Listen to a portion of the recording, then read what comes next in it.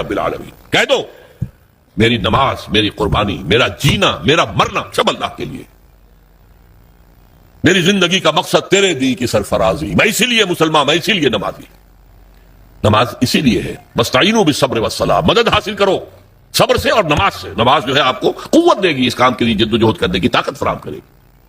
اب پہلی بات تو یہ سوچئے، کیا انسان ہر وقت نماز پڑھتا ہے، ہمیشہ روزہ رکھتا ہے؟ جب اللہ کہہ رہا ہے میں نے تو پیدا ہی کیا میری عبادت کے لیے، کوئی اور کام اگر وہ کر رہا ہے تو وہ میرے مقصد تخلیق کے خلاف کر رہا ہے. وما خلقت الجن والانس الا لیعبدون. میں نے تو جنوں اور انسانوں کو صرف اس لیے پیدا کیا کہ میری عبادت کریں. تو اصل میں بات کیا ہے؟ یہ نماز، روزہ، حج اور زکوٰۃ یہ بھی عبادات تو ہیں، اصل عبادت کچھ اور ہے. اصل عبادت کیا ہے؟ الحمدللہ وکفا والصلاۃ والسلام علی عبادہ الذین اصطفیٰ، خصوصاً علی افضلہم وخاتم النبیین محمد الامین وعلی آلہ وصحبہ اجمعین. اما بعد فاعوذ باللہ من الشیطان الرجیم. بسم اللہ الرحمن الرحیم. رب اشرح لی صدری ویسر لی امری واحلل عقدۃ من لسانی یفقہوا قولی. اللہم ربنا الہمنا رشدنا واعذنا من شرور انفسنا. اللہم ارنا الحق حقا وارزقنا اتباعہ وارنا الباطل باطلا وارزقنا اجتنابہ. اللہم وفقنا لما تحب وترضى. آمین یا رب العالمین. معزز حاضرین اور محترم خواتین، السلام علیکم ورحمۃ اللہ وبرکاتہ. آپ کے علم میں ہے کہ میرا آج کی گفتگو کا عنوان ہے کلمہ طیبہ، اور اس کے حوالے سے یا اس کی روشنی میں ہمارے دینی فرائض. بچپن میں مجھے امید ہے کہ بہت سے لوگ خوش نصیب ایسے ہوں گے اس مجمع میں جن کی تعلیم کا آغاز قاعدہ یسرنا القرآن سے ہوا ہو یا نورانی قاعدے سے ہوا ہو، اور پھر اس کے بعد حضرت مولانا مفتی کفایت اللہ رحمۃ اللہ علیہ کی کتابچے تعلیم الاسلام جو ہے انہیں پڑھائے گئے ہوں.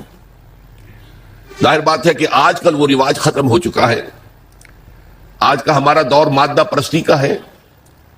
ہماری تعلیم میں بھی آپ کو معلوم ہے کہ کنڈر گارٹن جو ہے اس سے بات شروع ہوتی ہے، اور ممی اور پاپا یہ الفاظ جو ہیں بچوں کو سکھائے جاتے ہیں. اللہ اور اس کے رسول کا نام عام طور پر نہیں پڑھایا جا رہا.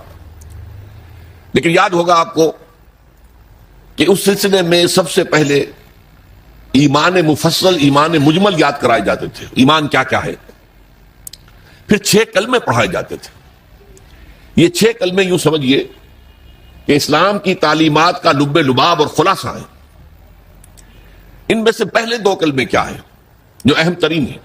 کلمہ طیبہ لا الہ الا اللہ محمد الرسول اللہ صلی اللہ علیہ وسلم. یہ مختصر ترین کلمہ ہے، اسے ہم کلمہ طیبہ کہتے ہیں. اور یہ سمجھیے کہ ہمارے دین کی جڑ اور بنیاد اور اساس ہے. دوسرا کلمہ اسی میں لفظ شہادت کا اضافہ ہو کر اشہد ان لا الہ الا اللہ واشہد ان محمد الرسول اللہ صلی اللہ علیہ وسلم. یہ کلمہ شہادت جو ہے یہ اسلام میں داخلے کا شاہدرہ ہے. شاہدرہ، در کہتے ہیں دروازے کو. شاہدرہ بہت بڑا دروازہ. جو لوگ دلی سے واقف ہیں انہیں یاد ہوگا، معلوم ہوگا کہ دلی جو ہے وہ جمنا ندی یا جمنا دریا کے مغرب میں واقع ہے، اور مشرق سے جو بھی آتا ہے یو پی سے اس کو پہلے ایک قصبے سے گزرنا پڑتا ہے، جس کے بعد پل آتا ہے جمنا کا، اور اس قصبے کا نام ہے شاہدرہ پل. اسی طرح کا شاہدرہ ایک لاہور میں ہے. لاہور جو ہے وہ راوی کے جنوب مشرقی کنارے پر ہے، آباد ہے شہر. اب جو بھی پشاور سے، سرحد سے، اسلام آباد سے، پورے پنجاب سے لوگ آتے ہیں تو انہیں لاہور میں داخل ہونے کے لیے دریائے راوی کراس کرنا ہوتا ہے.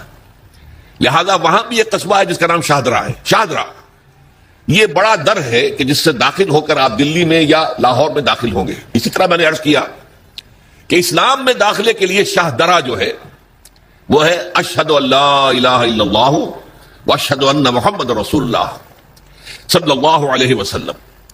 آج میں انہی 2 کے حوالے سے آپ کے سامنے کچھ باتیں رکھ رہا ہوں. باتیں بالکل بنیادی ہیں اور میں سمجھتا ہوں کہ آپ کے ذہنوں کے اندر موجود ہیں. صرف یہ ہے کہ آپ نے شاید زیادہ کبھی شعوری طور پر توجہ نہ دی ہو، اور ان کے بارے میں کہیں گہرا غور و فکر نہ کیا ہو. دیکھیے پہلا جز کیا ہے؟ لا الہ الا اللہ، کلمہ توحید ہے. یہ اللہ کے سوا کوئی معبود نہیں. اب اس کا تقاضا کیا ہے؟ اور دوسرا جز ہے محمد الرسول اللہ صلی اللہ علیہ وسلم. اس کا تقاضا کیا ہے؟ اللہ کے سوا کوئی معبود نہیں، معبود برحق صرف اللہ ہے. اس کا کیا مطلب ہے؟ عبادت صرف اس کی ہوگی، کوئی معبود نہیں اللہ کے سوا، عبادت اسی کی ہوگی. اس عبادت کا مفہوم کیا ہے؟ قرآن مجید میں بہت سے انبیاء کی اور رسولوں کی دعوت بیان ہوئی اور نام بنام کہا گیا. ان کی دعوت کیا تھی؟ ان اعبدوا اللہ ما لکم من الہ غیرہ، اللہ کی عبادت کرو، تمہارا کوئی الہ اس کے سوا نہیں. اس کے ساتھ ہی بعض صورتوں میں ایک لفظ کا اضافہ ہوتا ہے. سورہ شعراء میں ان اعبدوا اللہ واطیعون، عبادت اللہ کی کرو، میری اطاعت کرو. تو اللہ کی عبادت کیا ہے جس کے لیے سورہ زاریات میں فرمایا وَمَا خَلَقْتُ الْجِنَّ وَالْإِنسَ إِلَّا لِيَعْبُدُونَ، میں نے نہیں پیدا کیا ہے جنوں اور انسانوں کو مگر صرف اس لیے کہ میری عبادت کریں. تو معلوم ہوا کہ لا الہ الا اللہ کا تقاضا کیا ہے؟ ہمہ تن ہمہ وقت اللہ کی عبادت. یہ عبادت کیا ہے؟ بدقسمتی سے مسلمانوں پر جو زوال آنا شروع ہوا خلافت راشدہ کے بعد سے، ایک زوال اسلام کا شروع ہو گیا. اگرچہ مسلمانوں کا تو عروج جاری رہا، دور بنو امیہ میں، دور بنو عباس میں دنیاوی اعتبار سے سطوت، شان اور شوکت بڑھتی چلی گئی، لیکن اسلام جو ہے اس کے اندر زوال شروع ہو گیا. سب سے پہلا زوال کیا آیا؟ وہ خلافت کہ جو مسلمانوں کو اپنے میں سے کسی بہترین شخص کا انتخاب کر کے جس کا تعین ہونا چاہیے تھا، وہ خلافت موروثی عہدہ بن گئی، خاندانی بات بن گئی، قبائلی بات بن گئی. یہ ہمارے زوال کا پہلا منظر تھا. بہرحال اس کے بعد رفتہ رفتہ ہمارے تصورات بھی کچھ محدود ہوتے چلے گئے. ہوتے ہوتے بات یہاں تک پہنچی کہ عبادت کا مطلب ہے نماز، روزہ، حج اور زکوٰۃ. اب پہلی بات تو یہ سوچئے، کیا انسان ہر وقت نماز پڑھتا ہے، ہمیشہ روزہ رکھتا ہے؟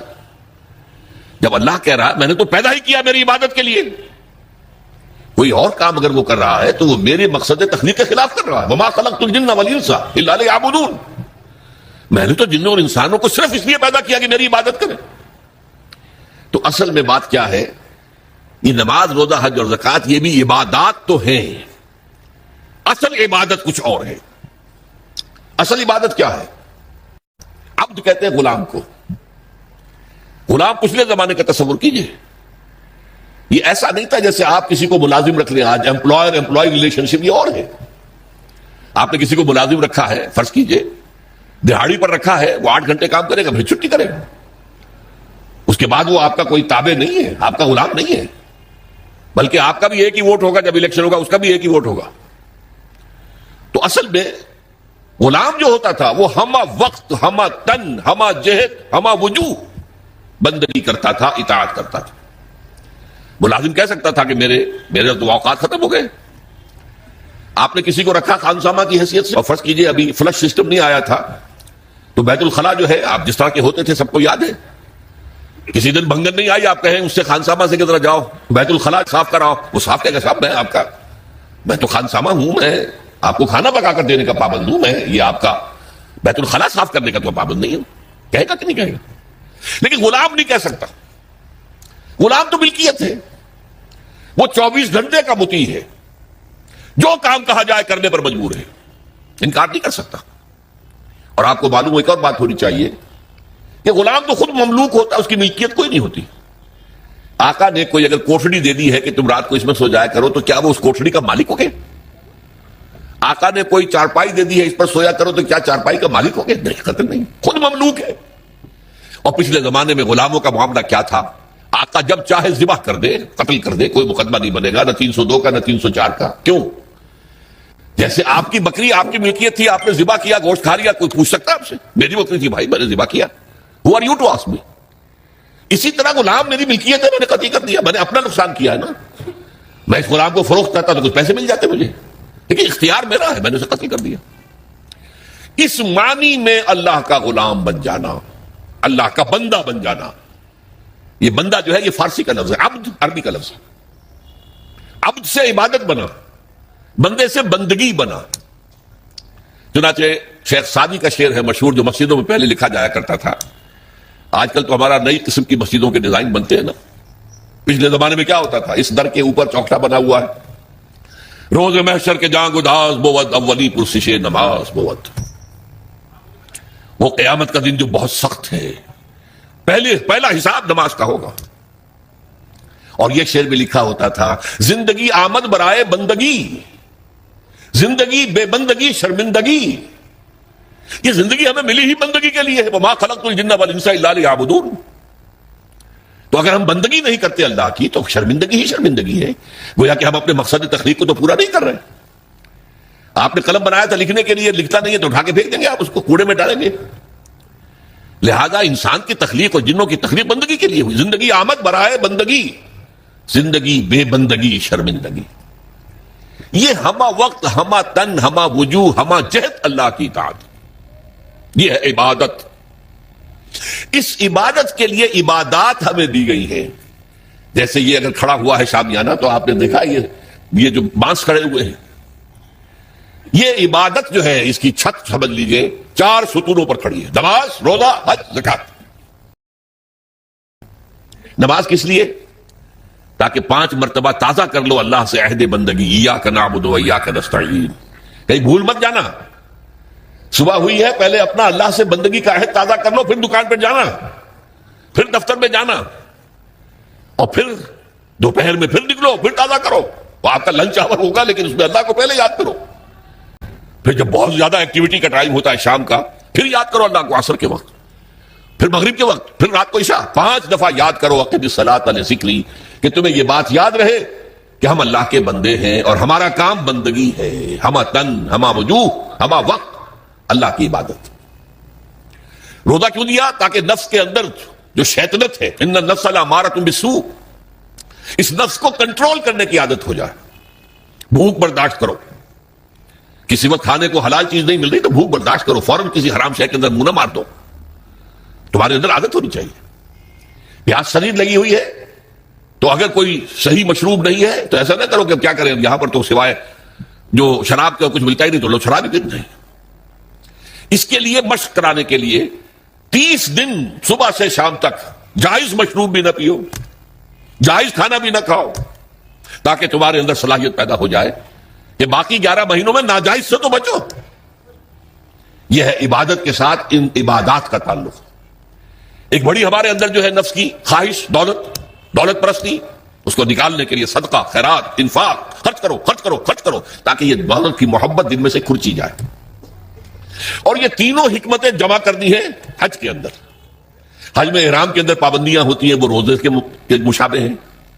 بڑی رقم خرچ ہوتی ہے, یہ زکوٰۃ و صدقات کے مشابہ ہو گئی.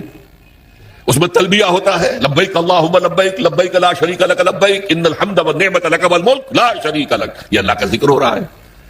تو ذکر اور انفاق اور نفس کو کنٹرول کرنا, یہ تینوں چیزیں جمع کر دی حج میں. وہ جامع عبادات, جامع العبادات. لیکن ان عبادتوں کے اوپر چھت آئے گی اسلام کی پوری, ہما جہت, ہما وقت, اللہ کی بندگی, اللہ کی اطاعت.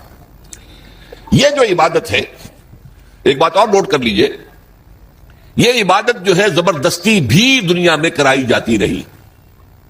مثلا بنی اسرائیل پر فرعون مسلط تھا, اپنے احکام منواتا تھا کہ نہیں؟ ہم پر انگریز حاکم تھا, اپنا قانون نافذ کرتا تھا کہ نہیں؟ تم اپنے قانون رکھو گھروں میں, تمہارے کتاب میں لکھا چور کے ہاتھ کاٹو, ہم نہیں کاٹیں گے. تمہاری سنت ہے رسول کی, شادی شدہ ہو زانی یا زانیہ اس کو رجم کرو, غیر شادی شدہ 100 کوڑے لگاؤ اور علی الاعلان برسر عام لگاؤ. جاؤ رکھو اپنے گھر میں, آیتیں پڑھ لیا کرو, ثواب لے لیا کرو. یہاں تو ہمارا قانون چلے گا. اور ہم اطاعت کرتے تھے کہ نہیں؟ یہ اطاعت جو ہے یہ فورس تھی, زبردستی کی تھی, جبر کے ساتھ تھی. اس کو عبادت نہیں کہیں گے. عبادت وہ اطاعت ہے اللہ کی اور اس کے رسول کی جو اپنی دلی آمادگی سے کی جائے, اللہ اور اس کے رسول کی محبت میں سرشار ہو کر کی جائے. یہ ڈائمنشن جو ہے عبادت کی کہ محبت اس کا جزو لازم ہے. اللہ لا ایمان لمن لا محبت له. دیکھو جس کے اندر محبت نہیں ہے اللہ کے اس کے رسول کے, اس کا کوئی ایمان نہیں. اللہ کا عشق, اللہ کے رسول کا عشق, اس سے سرشار ہو کر اللہ کی اطاعت, اللہ کے رسول کی اطاعت پوری زندگی میں, یہ عبادت ہے. اور اس میں نوٹ کیجئے، اس عبادت میں اللہ کی اطاعت بھی ہے، رسول کی اطاعت بھی ہے۔ نماز آپ پڑھتے ہیں کیسے پڑھتے ہیں؟ جیسے رسول نے سکھائی صلی اللہ علیہ وسلم۔ سلو کما رہے تو منی اسلی، نماز ایسے پڑھو جیسے مجھے دیکھتے ہو کہ میں پڑھتا ہوں۔ صحابہ نے حضور کو دیکھا، تابعین نے صحابہ کو دیکھا، تابعین نے تابعین کو دیکھا، یہ نسل بعد نسل۔ تو نظام جو بنتا ہے عبادت کا، اس میں اللہ کی اطاعت بھی ہے اور اللہ کے رسول کی اطاعت، اطیعوا اللہ و اطیعوا الرسول، بار بار قرآن میں آتا ہے، بار بار آتا ہے۔ اور میں نے آپ کو بتایا کہ بہت سے رسولوں کی دعوت تو آئی ان اعبدوا اللہ ما لکم من الہ غیرہ، لیکن اسی کو دوسری جگہ پر بیان کیا گیا ان اعبدوا اللہ و اطیعون، اللہ کی عبادت کرو اور میری اطاعت کرو۔ تو ہمہ تن، ہمہ وقت، ہمہ وجوہ اللہ کی بندگی، اللہ کی اطاعت رسول کے طریقے پر، یہ ہے عبادت۔ اس کے لیے ہمیں پیدا کیا گیا۔ اب اس میں ابھی تک کی جو باتیں تھیں وہ تو ذرا میٹھی تھی، ذرا کڑوی بات بھی آ جائے۔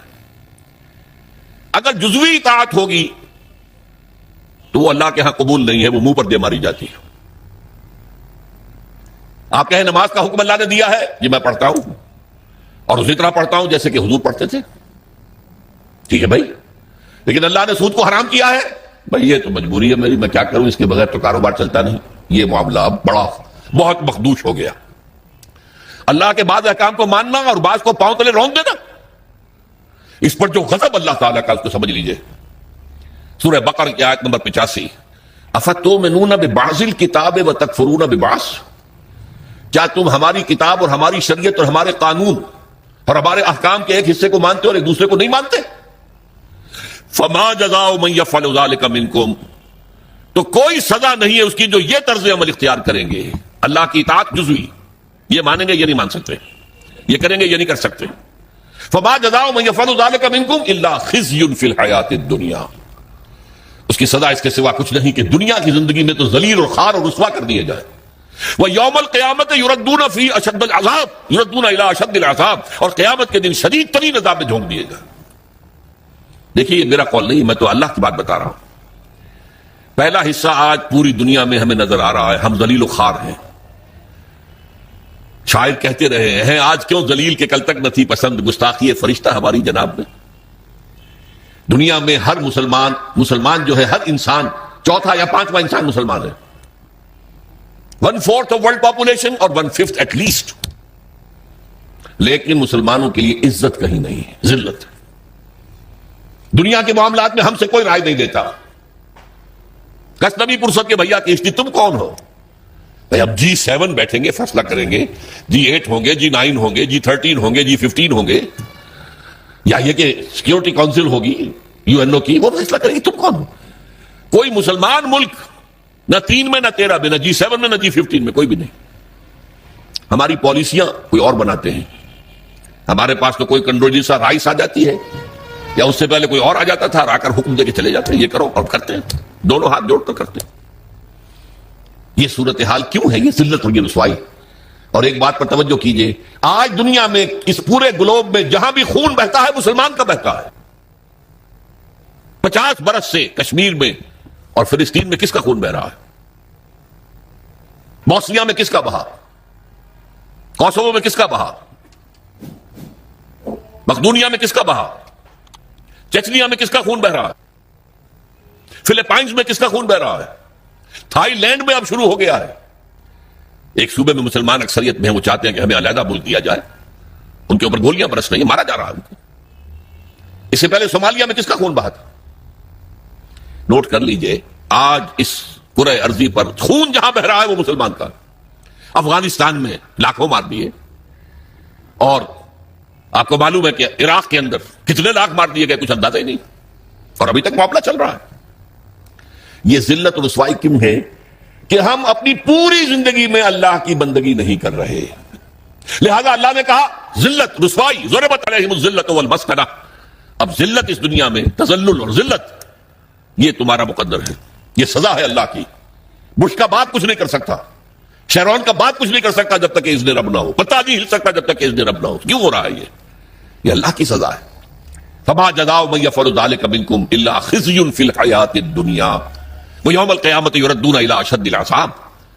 جو لوگ بھی یہ روش اختیار کریں کہ دین کا ایک حصہ قبول سر آنکھوں پر اور ایک حصہ پاؤں تلے، ان کی سزا اس کے سوا کچھ نہیں کہ دنیا کی زندگی میں ذلیل و خوار کر دیا جائے اور آخرت کی زندگی میں قیامت کے دن شدید ترین عذاب میں جھونک دیا جائے. یہ طرز عمل اللہ کو کافروں کے مقابلے میں اگر مسلمان یہ طرز عمل کریں گے تو کافروں سے بدتر ہے اللہ کی نگاہ میں. وہ تو صرف صاحب کہتے ہیں ہم نہیں مانتے محمد کو صلی اللہ علیہ وسلم, ہم نہیں مانتے قرآن کو, نہیں مانتے.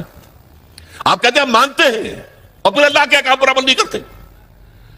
یہ چیز وہ ہے جو اللہ تعالیٰ کو کفر کے مقابلے میں زیادہ ناپسندیدہ ہے. یہی وجہ ہے قرآن میں کہا گیا منافقت جسے ہم کہتے ہیں, ان المنافقین فی الدرک الاسفل من النار, منافقین جو ہیں جہنم کے سب سے نچلے طبقے میں ہوں گے, کافروں سے بدتر ہوں گے, کافروں کے نیچے ہوں گے. کیوں کہتے وہ ہیں کہ ہم ایمان رکھتے ہیں اللہ پر, ہم ایمان رکھتے ہیں اللہ کے رسول پر, ہمیں عشق ہے اللہ کے رسول سے. دیکھو ہم نعتیں پڑھتے ہیں, دیکھو ہم حج کے لیے جاتے ہیں, دیکھو ہم عمرے کرتے ہیں, دیکھو رمضان میں کتنی چہل پہل ہمارے یہاں ہو جاتی افطاری کے وقت, دیکھو مسجدیں بھری ہوتی ہے تراویح میں. لیکن بھائی وہ اسلام کا قانون کہیں نافذ ہے, کہیں اسلامی احکام کی تنفیذ ہے؟ تمہاری یہ ادھوری اور جزوی عبادت اللہ کو قبول نہیں ہے. اللہ جو ہے بہت غیور ہے, جسے آپ کہتے ہیں نا پیکج ڈیل. پیکج ڈیل کیا ہوتا ہے؟ ٹیک اٹ اور لیو اٹ. ہمیں تمہاری کوئی ضرورت نہیں ہے, اللہ تو غنی ہے عن العالمین. ہمارا دین لینا ہے پورا لو ورنہ دفع ہو جاؤ. یا ایھا الذین آمنوا ادخلوا فی السلم کافہ, اہل ایمان اسلام میں داخل ہو پورے کے پورے سموچے. جزوی اسلام اسلام نہیں ہے, جزوی عبادت عبادت نہیں ہے, جزوی بندگی بندگی نہیں ہے, بلکہ ڈٹائی ہے, ڈٹائی. اللہ کے ساتھ مذاق ہے. قرآن مجید میں آیا ہے نا, یہ لوگ جو ہیں یخادعون اللہ والذین آمنوا وما یخدعون الا انفسهم, یہ دھوکہ دینا چاہتے ہیں اللہ کو اور اہل ایمان کو, حالانکہ دھوکے اپنے آپ کو ڈالا ہوا. تو پہلی بات بڑی سخت ہو گئی. اسی لیے اقبال کہتا ہے چبی گویم مسلمانم بلرزم کہ دانم مشکلات لا الارا. میں جب کہتا ہوں میں مسلمان ہوں تو مجھ پر لرزہ طاری ہوتا ہے, اس لیے کہ مجھے معلوم ہے لا الہ الا اللہ کہہ دینا آسان ہے, اس پر پورا اترنا بہت مشکل. اللہ کی ہمہ تن, ہمہ وقت, ہمہ وجوہ, ہمہ جہت اطاعت, رسول کی اطاعت کے ذریعے سے یہ عبادت ہے جس کے لیے کہ ہمیں پیدا کیا گیا. اب صورتحال اس وقت کیا ہے؟ ظاہر بات ہے کہ میں اور آپ یہاں پر اللہ کا شریعت نافذ ایک دم تو نہیں کر سکتے, لیکن ہماری عبادت جو ہے وہ تو ادھوری ہو گئی. ہم اس ملک کے فرد ہیں, ہم شہری ہیں, ہم ووٹ ڈالتے ہیں, ہم لوگوں کو چنتے ہیں, وہ جا کر جو ہے حکومتیں بناتے ہیں, لیکن حکومت وہ ہے جو اللہ کے احکام کو نافذ نہیں کر رہی, جس کو کہا گیا وَمَن لَمْ يَحْكُم بِمَا أَنزَلَ اللَّهُ فَأُولَٰئِكَ هُمُ الْكَافِرُونَ, جو اللہ کی اتاری ہوئی شریعت کے مطابق فیصلے نہیں کرتے وہی تو کافر ہیں. تم نے کسے کافر سمجھا ہے؟ بتوں سے تجھ کو امید ہے, خدا سے نو امیدی. مجھے بتا تو صحیح, اور کافری کیا ہے؟ کافری تو یہی ہے. وَمَن لَمْ يَحْكُم بِمَا أَنزَلَ اللَّهُ فَأُولَٰئِكَ هُمُ الْفَاسِقُونَ وَمَن لَمْ يَحْكُم بِمَا أَنزَلَ اللَّهُ فَأُولَٰئِكَ هُمُ الظَّالِمُونَ. یہ تین فتوے ہیں مفتی اعظم, اللہ سے بڑا مفتی تو کوئی نہیں, اور تین فتوے اس کے ہیں یہ, جو اللہ کی اتاری ہوئی شریعت کے مطابق فیصلے نہیں کہتے وہی تو کافر ہیں, وہی تو مشرک ہیں, وہی تو فاسق ہیں, باغی. یہ سورہ مائدہ کے 7ویں رکوع کے اندر یہ تینوں فتوے موجود ہیں. اب کیا کریں؟ ہمارا پورا معاشی نظام سود پر مبنی, انٹرسٹ بیس کیپیٹلسٹک سسٹم, یہودیوں کا ایجاد کردہ نظام بینکنگ آج پوری دنیا میں ہے. اب ہم بھی اس کے اندر زیادہ سے زیادہ آپ یہی کر سکیں گے نا کہ براہ راست ملوث نہ ہو, نہ آپ بینک سے قرضہ لیں سود پر, نہ بینک میں رقم رکھیں اور سود لینے کے لیے. یہ تو کر سکتے ہیں آپ, یہ بھی آپ نہیں کرتے تو آپ مجرم ہیں. لیکن یہ ہے کہ آپ اپنی معیشت سے سود کو خارج تو نہیں کر سکتے. حضور نے فرمایا ایک زمانہ آئے گا کہ لوگ اگر سود کھائیں گے نہیں تب بھی سود کا دخان, دھواں اور سود کا غبار, گردہ ان کے اندر جائے گا لازماً. کیوں؟ گندم کا ایک دانہ آپ کھاتے ہیں, اس کے لیے بیج خریدا گیا تھا سودی قرضے پہ, اس کے لیے فرٹیلائزر خریدے گئے سودی قرضے پہ, پیسٹی سائیڈ خریدے گئے سودی قرضے پر, اس کے لیے جو ٹریکٹر خریدا گیا سودی قرضے پر, فصل کاٹنے کے لیے ہارویسٹر لیا گیا سودی قرضے پر. تو ایک ایک دانے میں سود ہے. کیا کریں گے آپ؟ کھائیں گے, آپ کے اندر جائے گا. اور حضور نے دو الفاظ ایسے استعمال کیے, دخان یا غبار. کبھی کبھی آپ کو معلوم ہے کہ فضا میں ایک گردہ سا چھا جاتا ہے پوری فضا میں. اب آپ کیا کریں گے؟ سانس لینا بند کر دیں گے؟ سانس لیں گے تو مریں گے, بند کر دیں گے تو مریں گے. لہذا وہ گردہ آپ کے اندر, آپ کے پھیپھڑوں میں جائے گا, لامحال, آپ کو اختیار تو کوئی نہیں. اور دھواں کہیں آپ کے گھر کے اندر آگ لگ گئی ہے، کسی ہوٹل میں آپ ہیں وہاں آگ لگ گئی ہے، دھواں کیا کریں گے آپ؟ سانس لینا بند کر دیں گے؟ سانس تو لیں گے جینے کے لیے، دھواں اندر جائے گا کہ نہیں؟ تو براہ راست کوئی شخص سود کھائے نہ کھائے، اس کا غبار یا اس کا دخان، اس کا دھواں لازماً اس کے اندر جائے گا۔ تو اب کیا کریں؟ جب تک پورے دین کو قائم نہ کیا جائے اس وقت تک ہماری بندگی جزوی بندگی ہے، ہماری عبادت جزوی عبادت ہے۔ اس گناہ کا کیا کفارہ ہے؟ دیکھیے پچھلے زمانے میں، آج کل تو کنویں ہیں نہیں، کنویں میں کوئی بلی گر گئی، کوئی کتا گر گیا، اب اس کی لاش نکالتے تھے، اور ساتھ ہی کتنے ڈول پانی نکالیں گے تو اب یہ پاک ہوگا؟ ہاں کہ نہیں؟ میرے اندر اگر گناہ جا رہا ہے، دھواں جا رہا ہے سود کا، میں سانس لے رہا ہوں اس فضا میں جس میں اللہ کا دین قائم نہیں ہے، تو میرے اندر گناہ جا رہا ہے، گناہ جا رہا ہے، گناہ جا رہا ہے۔ اس کا کفارہ کیا ہوگا؟ اس کو صفائی کیسے کریں گے؟ تن من دھن لگا دو اللہ کے دین کو قائم کرنے کے لیے۔ ابھی یہ عزیزم نوید صاحب جو کہہ رہے تھے بار بار اقامت دین، اقامت دین، کیا مطلب ہے اقامت دین کا؟ دین کو قائم کرنا، پورا دین۔ جیسے آپ کہتے ہیں ایک ہے نماز پڑھنا، ایک ہے نماز قائم کرنا، زمین و آسمان کا فرق ہے نا۔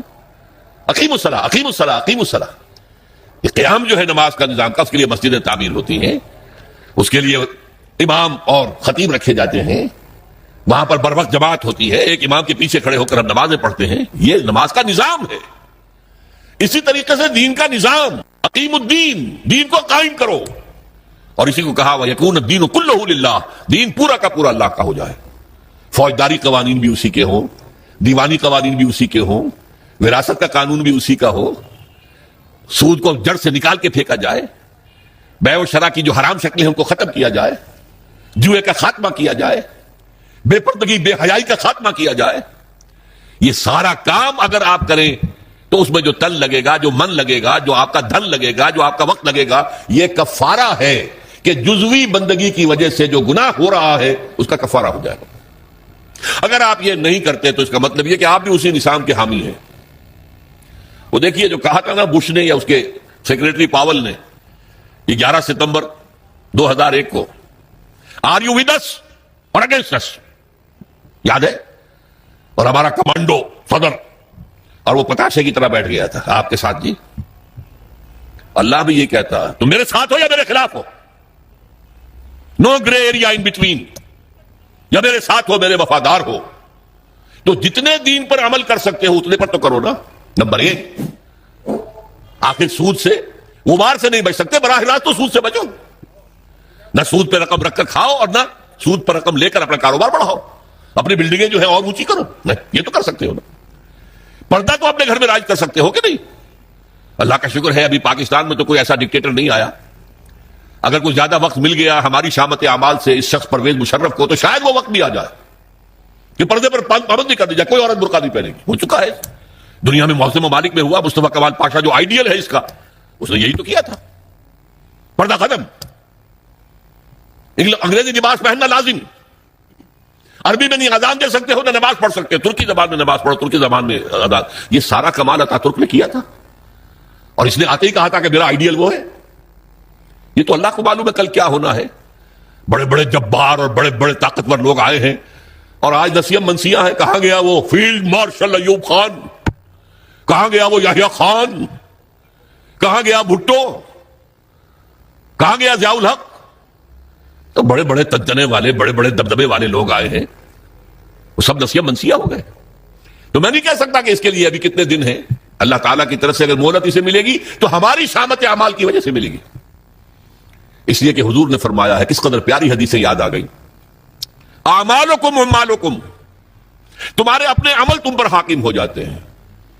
تم خود بے ایمانی کرتے ہو تو بے ایمانی تمہارے حاکم ہوں گے، تم خود سودی لین دین میں ملوث ہو تو سود کا نظام ہی تمہارے اوپر رہے گا۔ اعمالکم اموالکم، اور ایک اور حدیث میں آیا ہے کما تکونون کذالک یؤمر علیکم، جیسے تم خود ہوگے ویسے تمہارے حکمران جو ہے وہ حاکم بنا دیے جائیں۔ اسی لیے جو نوید صاحب کہہ رہے تھے پہلے اپنے آپ کو بدلو، ان اللہ لا یغیر ما بقوم حتی یغیروا ما بانفسہم، خدا نے آج تک اس قوم کی حالت نہیں بدلی، نہ ہو جس کو خیال آپ اپنی حالت کے بدلنے کا۔ اس کے لیے کیا طریقہ کار ہوگا وہ میں بعد میں عرض کروں گا۔ ابھی میں نے 2 نقطے بتائے۔ لا الہ الا اللہ کا تقاضا کیا ہے؟ اللہ کی ہمہ تن، ہمہ وقت، ہمہ وجوہ، ہمہ جہت اطاعت رسول کے ذریعے، اسی کا نام عبادت ہے. اسی کے لیے اللہ فرماتا ہے کہ جنوں اور انسانوں کو میں نے پیدا کیا. جیسے میں نے کہا تھا نماز تو ہر وقت نہیں پڑھتے آپ، جو پابندی سے پڑھتا ہے وہ بھی 2-2.5 گھنٹے ہی 24 گھنٹے میں لگتے ہوں گے نا اس کی نماز میں. باقی 21.5 گھنٹے کیا کرے گا؟ عبادت کرے گا. یعنی جو کام کرے گا شریعت کے دائرے میں کرے گا، یہی عبادت ہو رہی ہے. کمائی کرے گا حلال ذریعے سے کرے گا، کھانا کھائے گا حلال کھائے گا. یہ پوری زندگی کے تمام کام عبادت ہیں اگر اللہ کے قانون کے مطابق کیے جائیں. یہی بغاوت ہے اگر اللہ کے قانون کے خلاف کیے جائیں. اور دوسری بات میں نے آپ کو بتائی، یہ عبادت جزوی اللہ کو قبول نہیں ہے، بلکہ جزوی عبادت وہ تو منہ پر دے ماری جائے گی، جاؤ دفع ہو جاؤ، ٹیک اٹ اور لیو اٹ، یا ہمارا دین قبول کرو یا چھوڑ دو. اس کا جزوی معاملہ نہیں ہو سکتا. 50% مانتے ہیں یا 30% یا 33%. چلو 33% پہ پاس ہو جاتے ہیں نا بچے، ہمیں بھی 33% پہ پاس کر دو. اللہ کے ہاں یہ بات نہیں ہے، ٹیک اٹ اور لیو اٹ. اور اس کا عبادت کا حق صحیح معنی میں کب ادا ہوگا؟ جب پورا نظام اللہ تعالیٰ کے حکم کے مطابق قائم کر دیا جائے. تعزیرات ہوں، سزائیں ہوں، اللہ کی شریعت کے مطابق ہوں. دولت کی تقسیم ہو معاشرے میں، اللہ کے قانون کے مطابق ہو. اللہ کا نظام پوری زندگی کے اوپر غالب ہو جائے. اس کی جد و جہد اگر آپ کریں گے، اس کی کوشش کریں گے، اس میں تن من دھن لگائیں گے، تو یہ اس گناہ کا کفارہ ہو جائے گا جو ایک باطل نظام کے تحت رہنے سے خود بخود ہمارے اندر جا رہا ہے. گناہ جا رہا ہے، سود جا رہا ہے، ہر سانس کے ساتھ کفر جا رہا ہے ہمارے اندر. وَمَن لَمْ يَحْكُم بِمَا أَنزَلَ اللَّهُ فَأُولَٰئِكَ هُمُ الْكَافِرُونَ. یہ دو باتیں واضح ہو گئیں. لا الہ الا اللہ کا تقاضا کیا ہے اور اس کی تکمیل کب ہوتی ہے؟ جبکہ پورا نظام زندگی اللہ کے قانون کے مطابق قائم ہو جائے. اب آئیے محمد الرسول اللہ صلی اللہ علیہ وسلم، اس کا تقاضا کیا ہے؟ دیکھیے پہلی تو بات ہے اطاعت. رسول کی بھی اطاعت ہوگی، اطیعوا اللہ واطیعوا الرسول، اطاعت کرو اللہ کی، اللہ کے رسول کی. لیکن اس کو میں نے شامل کر دیا عبادت کے اندر. اللہ کی اطاعت رسول کی اطاعت کے ذریعے سے ہوگی، تو اس کو بریکٹ کر دیا میں نے. اللہ کی اطاعت رسول کی اطاعت یہ مل کر عبادت بن گئے. دوسرا اصل تقاضا کیا ہے بحیثیت امت؟ یہ سمجھ لیجیے آپ. رسول کس لیے بھیجے جاتے تھے؟ لوگوں کے سامنے اللہ کے دین کو پیش کرنا، دعوت دینا، تبلیغ کرنا اور کوشش کرنا کہ اللہ کا دین قائم ہو جائے. اس لیے آتے تھے نا. اب حضور پر رسالت اور نبوت ختم، انسان تو ختم نہیں ہو گئے. ان کو یہ دعوت کون دے گا؟ اب یہ ہے رسول کے امتی ہونے کی حیثیت سے ہمارا فرض. قرآن مجید میں اس کے لیے کہا گیا ہے، اصطلاح ہے شہادت علی الناس، لوگوں پر حجت قائم کر دینا، تاکہ قیامت میں لوگ یہ نہ کہہ سکیں کہ اللہ ہمیں تو تیرا دین کسی نے پہنچایا ہی نہیں، ہم سے حساب کتاب کا آئے گا. میری بات سمجھ لیجئے. اگر کوئی دین پہنچا دے، اس کا حق ادا کر دے، اب ان کے پاس کوئی عذر نہیں ہوگا. اسی لیے فرمایا سورہ نساء میں رسلا مبشرین ومنذرین لئلا یکون للناس علی اللہ حجۃ بعد الرسل وکان اللہ عزیزا حکیما. ہم نے اپنے رسولوں کو بھیجا بشارت دینے والے بنا کر. اللہ کی عبادت کرو گے تو بشارت ہے، راح و ریحان و جنت النعیم، اللہ تعالیٰ تمہیں اپنی جنتوں میں داخل کرے گا. اللہ کی عبادت سے سرکشی کرو گے تو پھر جہنم ہے، فماواہ جہنم وساءت مصیرا، اس کا ٹھکانہ جہنم ہے. تو وہ بشیر بھی تھے، نذیر بھی تھے، لیکن حاصل کیا تھا؟ لئلا یکون للناس علی اللہ حجۃ بعد الرسل. رسولوں کے آنے کے بعد لوگوں کے پاس کوئی عذر باقی نہ رہ جائے. اللہ ہمیں معلوم نہیں تھا، نہیں. ہر امت کے خلاف اس کا رسول کھڑا ہو کر گواہی دے گا پہلے قیامت کے دن، جسے آپ کہتے ہیں سرکاری گواہ، پروزیکیوشن وٹنس. اے اللہ تیرا جس پیغام آیا تھا میرے پاس میں نے انہیں پہنچا دیا تھا، اب اگر انہوں نے عمل نہیں کیا تو یہ ذمہ دار ہے. They can't plead ignorance. یہ نہیں کہہ سکتے ہمیں تو بتایا نہیں گیا، میں نے بتا دیا تھا. یہ ہے ان کے خلاف شہادت بڑھے گی کہ اب یہ ذمہ دار ہیں. بہت سادہ سی بات آپ کو سمجھا دوں مثال سے. آپ اپنے کسی عزیز کو کوئی پیغام بھیجتے ہیں، کل شام تک یہ کام میرا ضرور کر دینا کر دینا کر دینا کر دینا ورنہ مجھے بہت نقصان ہو جائے گا. کسی آپ نے ایلچی کے ہاتھوں، پیغامبر کے ہاتھوں یہ پیغام بھیجا، وہ کام نہیں ہوا، آپ کا نقصان ہو گیا. اب آپ غصے میں بھرے ہوئے اپنے اس عزیز کے پاس گئے، میں نے تمہیں یہ پیغام بھیجا تھا، تم نے یہ کام نہیں کیا، میرے نقصان کا ذمہ دار کون ہے؟ تم ہو. اگر وہ یہ کہہ دے بھائی مجھے تو آپ کا پیغام کسی نے پہنچایا ہی نہیں، اب کوئی غصہ آپ کا رہ جائے گا اس کے خلاف؟ آپ پتاشے کی طرح بیٹھ جائیں گے نا، غصہ ختم. اب غصہ کس پر آئے گا؟ اس پیغامبر پر آؤ. بھلے آدمی تجھے میں نے پیغامبر بنایا تھا کہ پیغام پہنچانا، تم نے نہیں پہنچایا، میرے نقصان کے ذمہ دار تم ہو. تو یہ پیغام رسانی کا منصب کتنا نازک ہے، کتنا نازک ہے، کتنا نازک ہے. اگر آپ نے پیغام پہنچا دیا آپ فارغ ہو گئے، بری ہو گئے، وہ ذمہ دار ہیں. اگر آپ نے نہیں پہنچایا تو آپ مجرم ہیں، وہ نہیں ہے. اسی لیے کہا گیا سورہ اعراف کے شروع میں فَلَنَسْأَلَنَّ الَّذِينَ أُرْسِلَ إِلَيْهِمْ وَلَنَسْأَلَنَّ الْمُرْسَلِينَ. ہم پوچھ کر رہیں گے ان سے بھی جن کے طرف ہم نے رسولوں کو بھیجا، اور ہم پوچھ کر رہیں گے رسولوں سے بھی. پہلے رسولوں سے کہا جائے تم نے پہنچا دیا تھا، اب وہ کہیں گے کھڑے ہو اللہ میں نے پہنچا دیا تھا. پھر کہیں گے اچھا اب تم بات کرو، تم نے پیغام میرا پہنچ گیا تھا، کتنا عمل کیا. یہی وجہ دیکھیے حضور نے اپنے آخری خطبے میں اپنی تعلیمات کے اہم نکات کو دوبارہ سہبارہ اس کو نمایاں کر کے پھر ایک سوال کیا. ذرا چشم تصور سے دیکھیے، 1.25 لاکھ کا مجمع ہے، معمولی بات نہیں ہے. آج بھی 20-30 لاکھ ہی ہوتے ہیں نا آدمی حج میں. 1.25 لاکھ، جبکہ شاید پورے عرب کی آبادی 2.5-3 لاکھ سے زیادہ نہیں ہوگی. 1.25 لاکھ آدمی جمع ہے، 1,24,000. آپ نے خطبہ دیا اور خطبے کی شان کیا تھی؟ ایک لفظ 3 مرتبہ دہراتے تھے. لاؤڈ سپیکر تو تھا نہیں، تھوڑے فاصلے کے اوپر جیسے مکبر ہو جاتے ہیں نماز با جماعت میں، لاؤڈ سپیکر نہیں ہے تو وہ مکبرین کھڑے ہیں. حضور نے ایک بات ادھر کہی، اب مکبرین نے آگے پہنچانی شروع کر دی. دوسری بات سامنے رخ کر کے کہی، دوسری مرتبہ وہی بات، اب سامنے والوں نے پہنچانا شروع کر دیا. تیسری مرتبہ بائیں طرف دیکھتے ہوئے کہی، اب بائیں والوں نے پہنچانا شروع کر دیا. آخر میں ایک سوال کیا، الا هل بلغت، لوگوں میں نے پہنچا دیا یا نہیں؟ پورے مجمع نے کہا بیک آواز، انا نشهد انک قد بلغت رسالتا ونصحت الامتا وبلغت رسالتا وادیت الامانتا وکشفت الغمتا. اے نبی ہم گواہ ہیں، آپ نے حق تبلیغ ادا کر دیا، حق رسالت ادا کر دیا، ہماری خیر خواہی کا حق ادا کر دیا، اور کفر کے اور ضلالت کے پردے چاک کر دیے. 3 دفعہ کہا الا هل بلغت، اور جواب آیا انا نشهد انک قد بلغت رسالت وادیت الامانت ونصحت الامت وکشفت الغمۃ. پھر آپ نے انگلی اٹھائی آسمان کی طرف، انگشت شہادت، اور پھر لوگوں کی طرف، اللہم اشہد اللہم اشہد اللہم اشہد. اے اللہ تو بھی گواہ رہے. وہ بوجھ جو میرے کندھے پر آیا تھا، جس کے لیے سورہ مزمل میں کیا کہا گیا تھا، انا سنلقی علیک قولا ثقیلا، اے نبی بڑی بھاری بات آپ پر ڈالنے والے ہیں ہم. اس کفر اور شرک کے گڑھ کے اندر توحید کی دعوت دینا کوئی آسان کام تھا؟ اسلام کا پیغام پہنچانا کوئی آسان کام تھا؟ شروع میں تو کہا گیا پاگل ہو گئے، مجنون ہے، معاذ اللہ ثم معاذ اللہ، شاعر ہیں، ساحر ہیں، مسحور ہیں، کذاب ہیں، نعوذ باللہ من ذلک، نقل کفر نباشت. اس کے بعد آپ کو معلوم ہے صحابہ کو مارا گیا، پیٹا گیا، سب کچھ جھیلا کہ نہیں؟ خود 3 برس حضور جو ہیں وہ محصور رہے شیب بنی ہاشم میں. یہ جیل ایسی تھی جس میں کھانے کو کچھ نہیں تھا. آپ کی جیلوں میں تو راشن تو ملتا ہے. بہرحال یہ ساری سختیاں جھیل کر حضور نے دین کو غالب کر دیا، یہ کام کیا. لیکن اس وقت آپ نے کیا فرمایا؟ اپنی بات 3 دفعہ کہہ کر الا هل بلغت انا نشهد انک قد بلغت رسالت وادیت الامانۃ ونصحت الامۃ وکشفت الغمۃ. پھر کہا فلیبلغ الشاہد الغائب، اب تمہارے ذمے ہے جو یہاں ہے وہ پہنچائیں پورے چہارتانگے عالم تک اس پیغام. اس لیے کہ میں صرف تمہارے لیے رسول بن کر نہیں آیا تھا.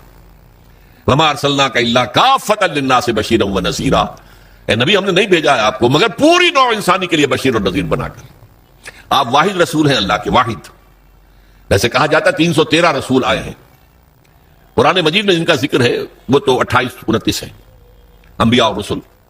لیکن یہ کہ کہا جاتا نبی تو آئے ہیں 1.25 لاکھ، جتنے کہ حجۃ الوداع میں موجود تھے صحابہ، اور رسول آئے ہیں 313، جتنے کہ بدر کے میدان میں مجاہد موجود تھے.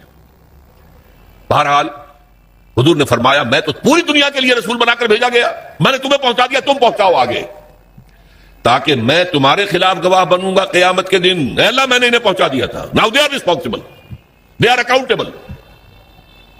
اور تمہیں یہی گواہی دینی ہوگی اے اللہ تیرے رسول نے جو ہمیں پیغام پہنچایا تھا آپ نے پوری دنیا میں پھیلا دیا. اس مضمون کے لیے لفظ شہادت آتا ہے قرآن میں، اس لیے کہ شہادت کا لفظ جو ہے وہ رسالت کی اصطلاح کے طور پر ہے. یا ایھا النبی انا ارسلناک شاہدا وبشیرا ونذیرا وداعیا الی اللہ باذنہ وسراجا منیرا. سورہ مزمل میں فرمایا انا ارسلنا الیکم رسولا شاہدا علیکم کما ارسلنا الی فرعون رسولا.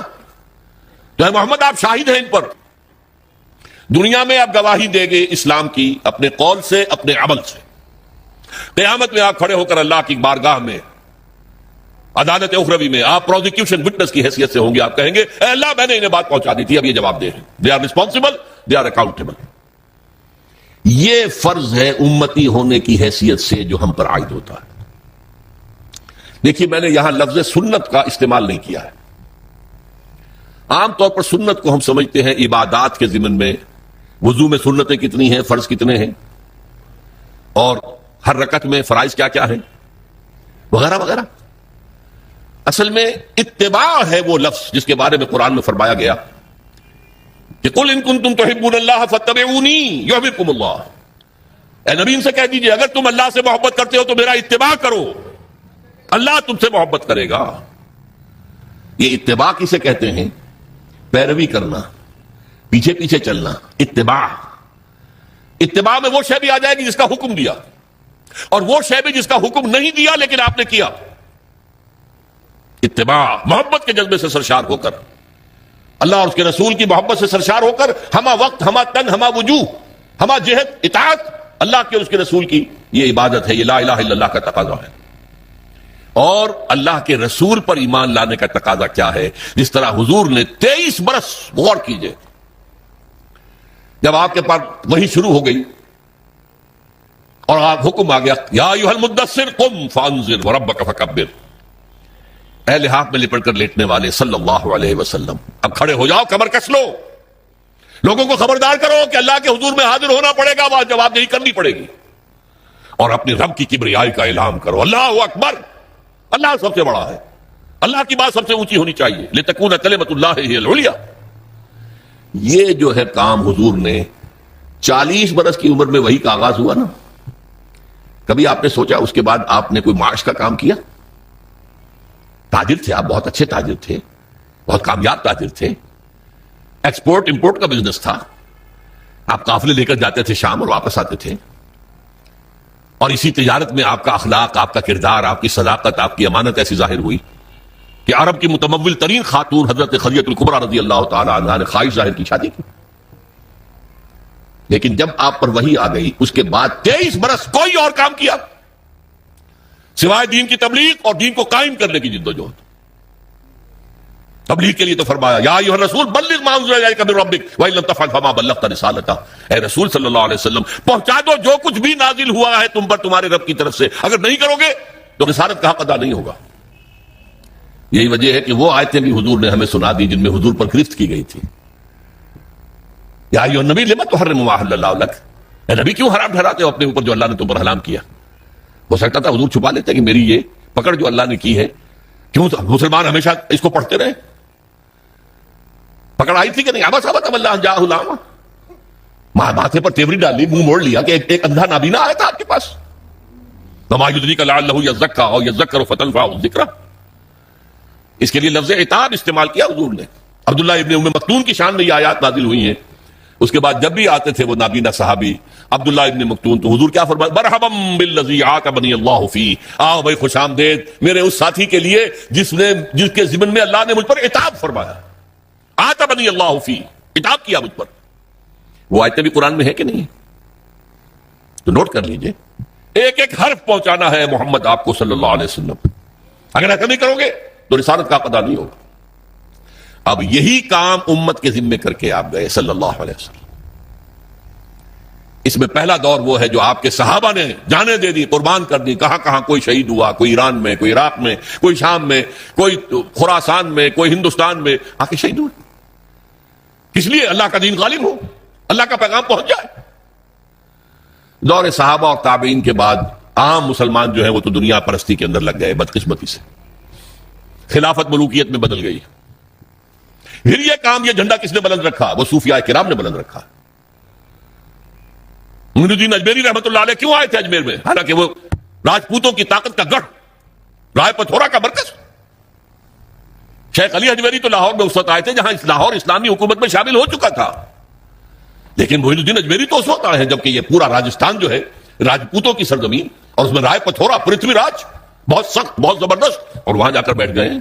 90,000 ہندو ان کے ہاتھ پر ایمان لائے. یہ ہمارے پنجاب کے جو دو بڑے بڑے قبیلے ہیں وٹو اور سیال, یہ دونوں قبیلے ان کے ہاتھ پر ایمان لائے. بلکہ یہ دونوں قبیلے تو ان کے پوتے شاگرد کے ہاتھ پر ایمان لائے. یعنی شیخ معین الدین اجمیری رحمۃ اللہ علیہ خواجہ معین الدین کے جو ان کے خلیفہ تھے، خواجہ بختیار کاکی رحمۃ اللہ علیہ ان کے خلیفہ تھے جو پاک پٹن میں دفن ہیں، بابا فرید گنج شکر رحمۃ اللہ علیہ ان کے ہاتھ پر یہ دونوں قبیلے ایمان لائے. بہرحال یہ کام کیا ہے مسلمانوں نے، پہلے کیا ہے بحیثیت امت، بحیثیت قوم، بحیثیت حکومت. اللہ کے دین کو پھیلانا ہے، اللہ کا قانون نافذ کرنا ہے. کس لیے گئے تھے وہ؟ کیا وہ دنیا بنانے گئے تھے؟ شہادت ہے مطلوب و مقصود مومن، نمال غنیمت نہ کشور کشائی. پھر جب عام مسلمان اور بادشاہ جو ہمارے بن گئے وہ بھی عیش پرست ہو گئے، محل بنانے شروع کر دیے، جو دنیا میں اور عیاشیاں ہو کرتے تھے بادشاہ انہوں نے بھی شروع کر دی. تو پھر صوفیاء کرام نے وہ جھنڈا سنبھال لیا، ان کے ذریعے سے یہ دعوت پھیلی ہے. یہ عرب تاجر تھے، وہ اپنے حسن خلق کی بنیاد پر، یہ سارا جو ہندوستان کا مغربی ساحل ہے جسے مالابار کہتے ہیں آپ، یہاں سارا اسلام جو آیا عرب تاجروں کی وجہ سے آیا. پورا یہ ملک جو انڈونیشیا، ملیشیا، ہمارا یہ ملایا، سماٹرا، جاوا، یہ سارے یہ بھی عرب تاجروں کی وجہ سے ایمان لائے. وہاں کبھی چڑھائی نہیں کی گئی، کبھی وہاں تلوار نہیں اٹھی اسلام کے لیے، بلکہ عرب تاجروں کی تبلیغ سے اور ان کی خوش خلقی، ان کے جو کاروبار میں صداقت اور امانت کے عنصر دیکھے ایمان لے لوگ. بہرحال یہ جان لیجئے کہ اس کے بعد سے جبکہ یہ ادارہ بھی کم ہو گیا، کمزور ہو گیا، اب امت مسلمہ وہ کام سرے سے نہیں کر رہی. یہ وہ جرم ہے بحیثیت امت جو ہمیں کام کرنا چاہیے تھا. ہم امین ہیں قرآن کے، ہم امین ہیں اللہ کی شریعت کے، اور فخر کرتے ہیں ہم اس پر. سارے نبیوں سے افضل ہمارا نبی یقیناً ہے، لیکن اس افضل نبی صلی اللہ علیہ وسلم نے آپ پر کیا ذمہ داری ڈالی تھی؟ بلغوا انی ولو آیا، میرا کوئی ایک بھی امتی نہ رہ جائے جو قرآن کی تبلیغ نہ کرے، چاہے ایک ہی آیت آتی ہے ایک ہی آیت کی تبلیغ کرے. یہ حدیث ہے کہ نہیں رسول کی؟ کوئی میرا امتی فارغ نہ رہے اس سے. یہ کام ہے جو بحیثیت امتی ہمارے کندھے پر ہے. یوں سمجھیے کہ خطبہ حجت الوداع میں وہ بوجھ حضور کے کندھے سے اتر کر امت کے کندھے پر آ گیا. اسی لیے میں کہا کرتا ہوں سائی آف ریلیف، اے اللہ تو بھی گواہ ہے، یہ مان رہے ہیں میں نے پہنچا دیا ہے، میرے اوپر اب کوئی بوجھ نہیں. انا سنلقی علیک قولا ثقیلا، وہ بھاری بات کا بوجھ میرے کندھے سے اتر گیا. یہ شہادت ہے، اور اس کے لیے قرآن مجید میں 2 جگہ آیا. ایک سورت ہے سورہ حج جو مکی دور کی آخری صورتوں میں سے، ایک سورت ہے سورہ بقرہ جو مدنی دور کی پہلی سورت ہے. ان دونوں میں درمیان میں ہجرت ہے، ادھر سورہ حج ادھر سورہ بقرہ. سورہ حج میں فرمایا اے مسلمانوں جاہدوا فی اللہ حق جہادہ، جہاد کرو اللہ کی راہ میں جتنا کہ اس کی جہاد کا حق ہے. اور کس لیے کرو؟ لیکون الرسول شہیدا علیکم وتکونوا شہداء علی الناس، تاکہ ہمارے رسول صلی اللہ علیہ وسلم وہ تمہارے خلاف گواہی دے قیامت میں کھڑے ہو کر کہ اللہ تیرا دین جو میرے پاس آیا تھا میں نے پہنچا دیا تھا، اور تم یہی گواہی دو کھڑے ہو کر اے اللہ تیرے نبی سے جو دین ہمیں ملا ہم نے پوری دنیا میں پھیلا دیا تھا. یہ مقصد ہے اس امت کی تشکیل کا. انسانوں کی تخلیق عبادت رب کے لیے، تشکیل امت یہ اس مقصد کے لیے ہے. اسی لیے جب امت کی باقاعدہ تاج پوشی ہوئی ہے، یہ لفظ ذرا آپ چونکیں گے، جیسے کسی بادشاہ کے مرنے کے بعد پھر دوسرا بادشاہ آتا ہے تو اس کی تاج پوشی ہوتی ہے نا. 2000 سال تک یہودی بنی اسرائیل اس مقام پر فائز تھے. اللہ کی کتاب اور شریعت کے امین وہ تھے، تورات انہیں دی گئی تھی، 20 نبی ان کے ہاں آئے، 3 کتابیں انہیں دی گئیں، تورات بھی، زبور بھی، انجیل بھی. لیکن حضور کی بعثت کے بعد بنی اسرائیل معزول کر دیے گئے. ایک نئی امت نبوت اور رسالت محمدی کی بنیاد پر وجود میں آئی، وہ امت مسلمہ ہے جس کو ہم بدنام کرنے والے ہیں. بدنام کنندگانے نکو نامے چند، ہم اپنے اسلاف کو بدنام کرنے والے ہیں آج دنیا میں. لیکن ہمارا منصب یہ ہے، یہ جو کورونیشن ہوئی ہے کب ہوئی ہے؟ تحویل قبلہ. حضور نے 16 مہینے نماز پڑھی ہے بیت المقدس کی طرف رخ کر کے مدینے جانے کے بعد، پھر حکم آ گیا فول وجهک شطر المسجد الحرام، اب قبلہ بدل دو، شمال کی بجائے جنوب کی طرف رخ کرو، اعلی کعبہ کی طرف رخ کرو. یہ علامت تھی کہ اس مرکز والی امت معزول. بنو اسرائیل کا مرکز وہ تھا بیت المقدس، وہ مسجد جو حضرت سلیمان نے بنائی تھی، جسے یہ لوگ ٹیمپل کہہ دیتے ہیں، ہیکل کہہ دیتے ہیں، ہمارے نزدیک تو مسجد اقصی تھی. وہ حضرت ابراہیم نے، اسماعیل نے علیہ الصلوۃ والسلام خانہ کعبہ کی تعمیر نو کی تھی. حضرت سلیمان نے یہ جو بیت المقدس کے اندر مسجد بنائی. بہرحال وہ مرکز ختم، وہ امت معزول. اب خانہ کعبہ کے گرد اور نبوت اور رسالت محمدی کی اساس پر نئی امت مسلمہ. اور اس کے لیے فرمایا وَكَذَلِكَ جَعَلْنَاكُمْ أُمَّةً وَسَطًا لِتَكُونُوا شُهَدَاءَ عَلَى النَّاسِ وَيَكُونَ الرَّسُولُ عَلَيْكُمْ شَهِيدًا. وہی بات جو وہاں کہی گئی لِيَكُونَ الرَّسُولُ شَهِيدًا عَلَيْكُمْ وَتَكُونُوا شُهَدَاءَ عَلَى النَّاسِ. رسول کا ذکر پہلے، امت کا بعد میں. اور یہاں امت کا پہلے كَذَلِكَ جَعَلْنَاكُمْ أُمَّةً وَسَطًا لِتَكُونُوا شُهَدَاءَ عَلَى النَّاسِ وَيَكُونَ الرَّسُولُ عَلَيْكُمْ شَهِيدًا. اس مقصد کے لیے جد و جہد، اس کے لیے محنت، اس کے لیے جان کھپانا، اس کے لیے قوت، اس کے لیے صلاحیت خرچ کرنا، مال خرچ کرنا، انفاق کرنا، یہ ہے محمد الرسول اللہ پر ایمان کا تقاضا. اب اس میں ایک بات اور سمجھ لیجیے، دین کا پہنچانا ایک ہے قول سے، ایک ہے اپنے عمل سے. آپ جو بات کہہ رہے ہیں اس پر عمل کر کے بھی تو دکھائیے نا، ورنہ دیگرا را نصیحت خود را فضیحت. لوگ کہیں گے تم کہتے کچھ اور کرتے کچھ اور، کیا دعوت دے رہے ہو، میں کیا تبلیغ کر رہے ہیں؟ عمل سے گواہی، زبان سے گواہی اشہد ان لا الہ الا اللہ واشہد ان محمد رسول اللہ، زبان سے گواہی دی. اب تمہارے عمل سے، تمہارے وجود سے، تمہارے رویے سے، تمہارے کردار سے، تمہاری شخصیت سے ثبوت ملنا چاہیے کہ واقعی تم اللہ اور اس کے رسول کے ماننے والے ہو. اچھا، اس کے علاوہ انفرادی سطح پر نمونہ تو پیش کر دیا، اللہ نے دین بھیجا تھا اس کا نمونہ پیش کرو. آپ کہیں اللہ نے جو دین بھیجا تھا محمد کے ذریعے صلی اللہ علیہ وسلم وہ بہترین دین ہے. دنیا کہے گی ہمیں کہیں ذرا اس کا مشاہدہ تو کرا دو، کہاں ہے؟ تم 1.5 ارب مسلمان دنیا میں رہتے ہو، اور کتنے بڑی علاقے جو ہیں مسلمانوں کی حکومتوں میں، ملکوں کے اندر شامل ہیں. کہیں ہمیں دکھاؤ کہاں ہے وہ نظام. کیا کہیں گے ہم؟ نگاہیں نیچی ہو جائیں گی. تاریخ کا ایک واقعہ آپ کو سناتا ہوں. 1915 میں شیخ الہند مولانا محمود حسن دیوبندی رحمت اللہ علیہ، ان کے ساتھیوں سے اور ان کا آپس میں مشورہ ہوا کہ انگریز کی غلامی سے نجات پانے کے لیے شیخ الہند تو جائیں حجاز، وہاں ابھی مدینے میں ترک گورنر موجود تھا، خلافت ختم نہیں ہوئی تھی، وہ تو 1924 میں ختم ہوئی ہے، یہ میں 1915 کی بات کر رہا ہوں. اور مولانا عبید اللہ سندھی کو بھیجیں جو والی کابل ہے، بادشاہ افغانستان کا. مولانا خود تو جا کر ترک گورنر کے ذریعے سے دارالخلافہ جو ہے استنبول، اس سے مدد مانگیں کہ آپ ہم پر، ہندوستان پر انگریز کے خلاف حملہ کریں، ہم اندر سے بغاوت کریں گے. اور یہی پیغام شاہ افغانستان کے لیے، تم حملہ کرو اندر سے ہم بغاوت کریں گے تاکہ انگریز کو یہاں سے جڑوں سے اکھاڑ کر پھینک دیا جائے. ہوا کیا؟ حضرت شیخ الہند کو جو مکے کا حکمران تھا شریف حسین، یہ جو جارڈن کی حکومت ہے اب بھی، یہ باقاعدہ اسی کا پڑپوتا ہے. یہ ہوتا تھا شاہ حسین پڑپوتا، یہ والی مکہ تھا. یہ اس نے حضرت شیخ الہند کو گرفتار کر کے تشتری میں رکھ کر انگریز کو پیش کر دیا، یہ آپ کا باغی یہاں پر فساد مچا رہا ہے. انگریز نے گرفتار کر کے کہاں رکھا؟ مالٹا، میڈیٹرینین کا، بحیرہ روم کا ایک جزیرہ وہاں رکھا ہے. 4 سال سے زائد وہاں پر اسیر رہے. یہی حرکت ہونے والی تھی مولانا عبید اللہ سندھی کے ساتھ. وہ نوجوان تھے اور خود سکھ سے مسلمان ہوئے تھے، جاٹ تھے. انہیں پتہ لگ گیا، بر وقت وہ وہاں سے بھاگ کر روس چلے گئے. روس میں ابھی 1917 کا انقلاب آیا تھا، ابھی نظام نہیں بنا تھا ان کا. بادشاہی نظام ختم ہو گیا، زار کا نظام ختم ہو گیا، ابھی کمیونزم کا اپنا نظام قائم نہیں ہوا. انہوں نے سوچا اگر میں لینن سے ملاقات کر کے، جسے آپ انگریزی میں کہتے ہیں every thing is in the melting پاٹ، ابھی تو ہر چیز جو ہے وہ گویا کہ پگھلی ہوئی ہے، اس پگھلی ہوئی شے سے جو چاہے چیز بنا لیں آپ، کسی سانچے میں ڈال دیں. تو اگر ان کو بتا دیا جائے اسلام کا نظام تمہارے نظام سے بہتر ہے تو اس کو اختیار کر لیں گے. لینن سے ریکویسٹ کی، انٹرویو کی، اس نے معذرت کر لی، وہ بیمار تھا، بستر مرگ پر تھا. اس نے کہا ٹروٹسکی سے بات کیجئے. یہ بہت سے لوگوں کو معلوم ہوگا کہ لینن کا اصل جانشین ٹروٹسکی ہونا تھا. یہ تو اسٹالن نے عین وقت پر سازش کی اور قبضہ کر لیا. ٹروٹسکی سے بڑی مفصل گفتگو ہوئی مولانا سندھی کی، اور وہ سنتا رہا. آخر میں اس نے ایک بات کہی، مولانا یہ نظام جو ہے جو آپ پیش کر رہے ہیں بہت عمدہ ہے، کوئی شک نہیں، بہت اعلیٰ ہے، سب سے عمدہ ہے، لیکن آپ نے کہیں اسے قائم کیا ہے؟ مولانا سندھی کہتے ہیں اس کے بعد جو میری نگاہیں زمین میں گڑ گئیں، میں اس سے دوبارہ آنکھیں چار نہیں کر سکا. ارے اتنی اچھی بات تمہارے پاس ہے اور تم اسے خود اپنے گھر میں نافذ نہیں کرتے.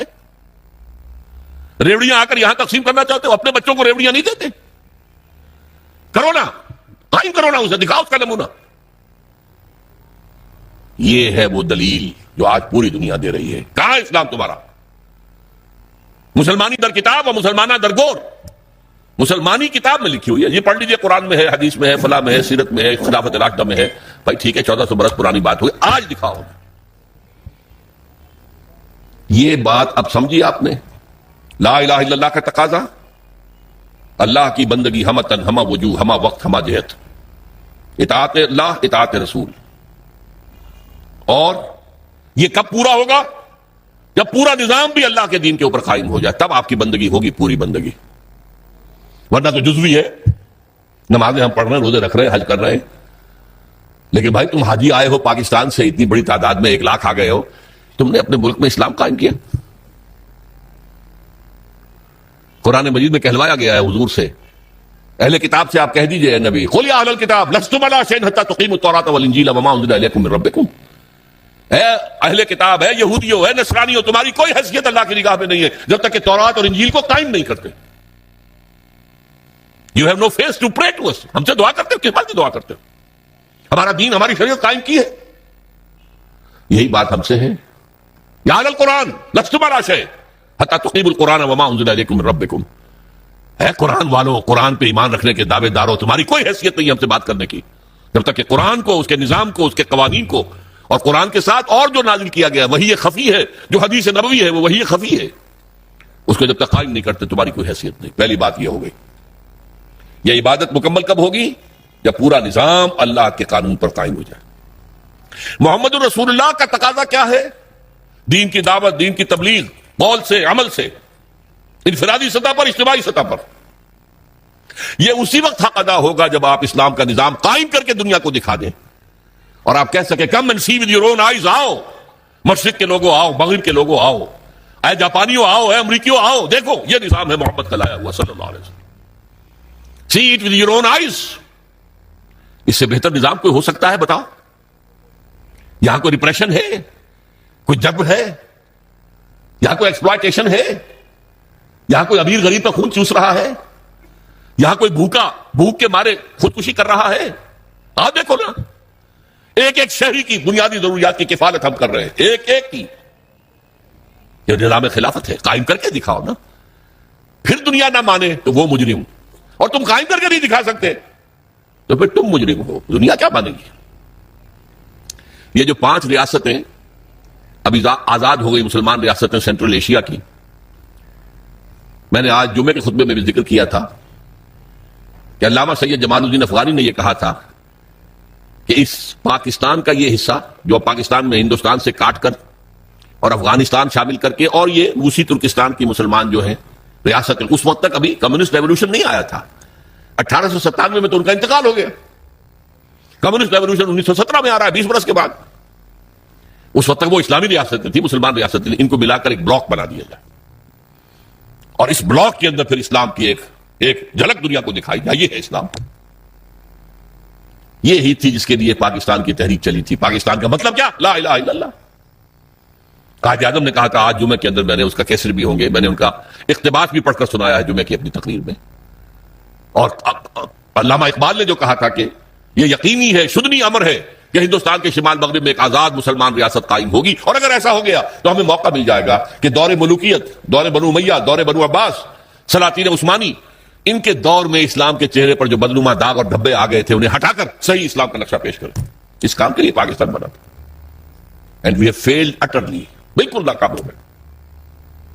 اسی لیے آج کی نوجوان نسل پوچھے کیوں بنایا تھا اسلام؟ وہی تہذیب جو وہاں ہے وہ یہاں ہے، وہی بینکنگ کا سسٹم جو وہاں ہے وہ یہاں ہے. وہ بلکہ ایک معاملے میں بہتر رہے، انہوں نے جاگیرداری تو فوراً ختم کر دی تھی. ہمارے تو سروں پر جاگیردار وڈیرا بیٹھا ہوا ابھی تک، وہ بہتر رہے. اس لیے وہاں عوامی سیاست ہے. یہاں عوامی سیاست کیا آئے گی؟ عوامی سیاست شہروں میں آ سکتی ہے، کراچی میں، لاہور میں، بڑے شہروں میں. باقی جو 70-80% لوگ ہیں وہ تو وڈیروں کے انگوٹھے تلے ہیں. جاگیردار وڈیرے، بڑے زمیندار اور بلوچستان کے سردار اور سرحد کے قوانین، یہ وہی تو ہے نا.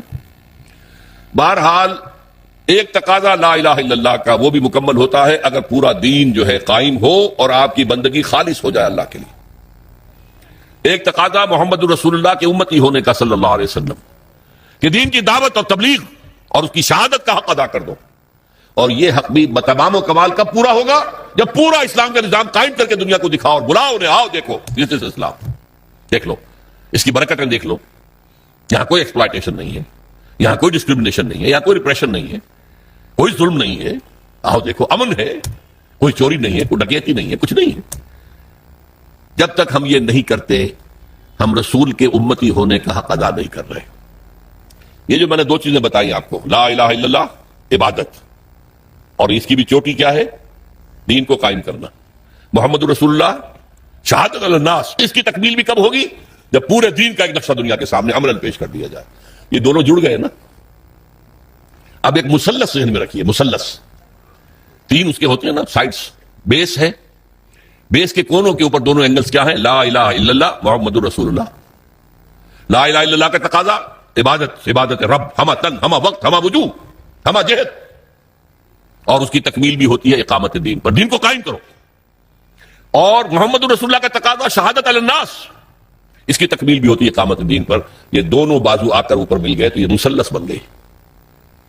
لا الہ الا اللہ عبادت رب, محمد رسول اللہ شہادت علی الناس, دونوں کی تکمیل اقامت دین. یہ ہے وہ کام جس کے لیے کچھ تحریکیں چلی, پچھلی صدی میں چلی ہیں. اب تو ہم 21ویں صدی میں آ گئے. اس سے تقریباً 200-300 برس پہلے ہم غلام تھے, کہیں ہم انگریزوں کے غلام تھے, کہیں فرانسیسیوں کے تھے, کہیں اطالویوں کے تھے, کہیں اسپینیئرز کے تھے. یہ ہماری غلامی کا دور تھا. پچھلی صدی کے وسط میں یہ ممالک ایک ایک کر کے آزاد ہوئے. 1947 میں ہم آزاد ہو گئے, 1-2 خطوں پر مشتمل پاکستان وجود میں آ گئے. انڈونیشیا آزاد ہو گیا, ملائیشیا آزاد ہو گیا. سیو کارنوں کی زیر قیادت تحریک چلی. عربوں نے بھی اٹھا کر انگریزوں کو, فرانسیسیوں کو پھینک دیا سمندر کے اندر. جمال عبد الناصر نے انگریزوں کو اٹھا کر میڈیٹرینین میں پھینک دیا. یہ ہو گیا نا. تو ایک خواہش پیدا ہوئی مسلمانوں کے دل میں, جیسے کوئی شخص گہری نیند سے بیدار ہو جائے, اسے یاد آئے یہ ہم پر انگریزی نظام تھا, فرانسیسی نظام تھا, فلاں نظام تھا, اب ہم آزاد ہیں, ہم اپنے نظام کو قائم کریں. اب تو ہم آزاد ہیں نا. ہمارا بھی ایک نظام تھا نا جو محمد رسول اللہ نے قائم کیا تھا 1400 برس قبل, جو 30 برس کامل شکل میں جو ہے دنیا کے اندر نافذ رہا, کامل شکل میں. پھر رفتہ رفتہ پہلے 6ٹھی منزل گری ہے, 6 منزلہ عمارت تھی, پھر کچھ عرصے کے بعد 5ویں گری ہے.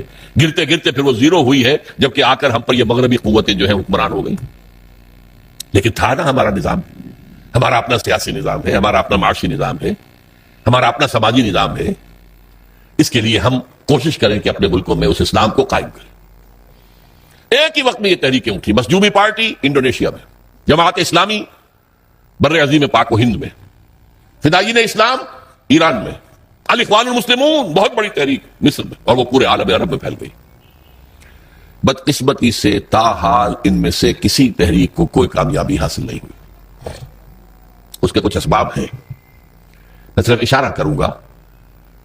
ہم سے ایک تو غلطی یہ ہوئی کہ ہم نے سمجھا مسلمان ہیں تو گویا کہ ایمان بھی ہمارے دلوں میں موجود ہے. حالانکہ حقیقت یہ ہے کہ ہمارے دلوں میں ایمان موجود نہیں ہے. شہادت ہے اشہد ان لا الہ الا اللہ و اشہد ان محمد رسول اللہ, یہ اسلام کی جڑ ہے. اسلام تو ہے, وہ تو موروثی طور پر مل گیا ہمیں, ماں باپ ہمارے مسلمان تھے, مسلمان ہو گئے. دلوں میں یقین والی کیفیت نہیں ہے. جب تک وہ پیدا نہیں ہوگی, جیسا ویسا ایمان جیسا صحابہ کرام کا تھا, اس وقت تک دین قائم نہیں ہو سکتا.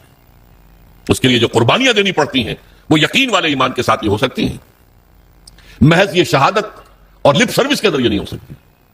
اور دوسری غلطی یہ کی کہ ہم نے بھی دنیا میں کچھ نظام قائم کرنے کے جو دنیا میں مروجہ طریقے تھے وہ اختیار کر لی. حالانکہ یہ کام تاریخ میں صرف ایک مرتبہ ہوا تھا, صرف ایک رسول کے ذریعے سے. حضرت ابراہیم کے ذریعے سے کوئی نظام قائم نہیں ہوا تھا, نہ حضرت موسیٰ کے ذریعے ہوا, نہ حضرت عیسیٰ کے ذریعے ہوا. یہ صرف محمد رسول اللہ کے ذریعے ہوا. اب ہونا ہے دوبارہ, ہوگا انہی کی سیرت پر عمل کرتے ہوئے. لا یصلح آخر هذه الامہ الا بما صلح به اولها. طریقہ کار وہاں سے لو. ہم نے طریقہ کار الیکشن پہ حصہ لے لو جی, اگر قوم ہمیں ووٹ دے دے گی ہم اسلام نافذ کر دیں گے. کیا انتخابات کے ذریعے سے حکومت میں کی ریاست جو مدینہ کی قائم ہو سکتی تھی؟ لیکن قریب کی بات سوچ لیجئے, کیا آیت اللہ خمینی ایران کے اندر برسر اقتدار آ سکتے تھے الیکشن کے ذریعے سے؟ ناممکن. یہ دو غلطیاں ہوئی ہیں جن کی وجہ سے ایک تحریکیں ناکام ہو گئی. بعض تحریکوں کا تو وجود ہی نہیں ہے, مظلومی پارٹی کا وجود ہی نہیں ہے, فدائین اسلام کا وجود ہی نہیں ہے. جماعت اسلامی ہے لیکن جیسا کہ میرے عزیز آپ کو بتا رہے تھے، وہ انقلابی رخ چھوڑ کر انتخابی سیاست کے دلدل میں پھنس گئی ہے موجود. الاخوان بھی اسی طریقے سے وہ انقلابی راستے کو چھوڑ کر جو حسن البنا نے بتایا تھا، وہ بھی الیکشن میں اور کچھ جو ہے ویلفیئر وغیرہ لوگوں کی بہبود کے کام کرنے میں لگ گئے. بہرحال یہ جد و جہد کرنا پہلے تو یہ سمجھیے میرا اور آپ کا فرض عین ہے.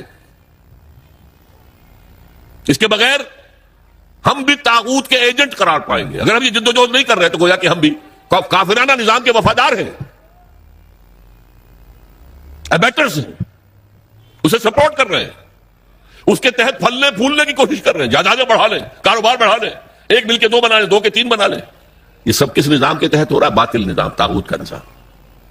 جب تک یہ جد و جہد نہیں، آپ مسلمان تو ہیں، مومن نہیں ہے، نہیں ہے، نہیں ہے. ڈنکے کی چوٹ کہہ رہا ہوں. اور یہ جد و جہد ہے بغیر کسی جماعت کے نہیں ہو سکتی. جیسے نماز بغیر وضو کے نہیں ہو سکتی، وضو کرنا پڑے گا.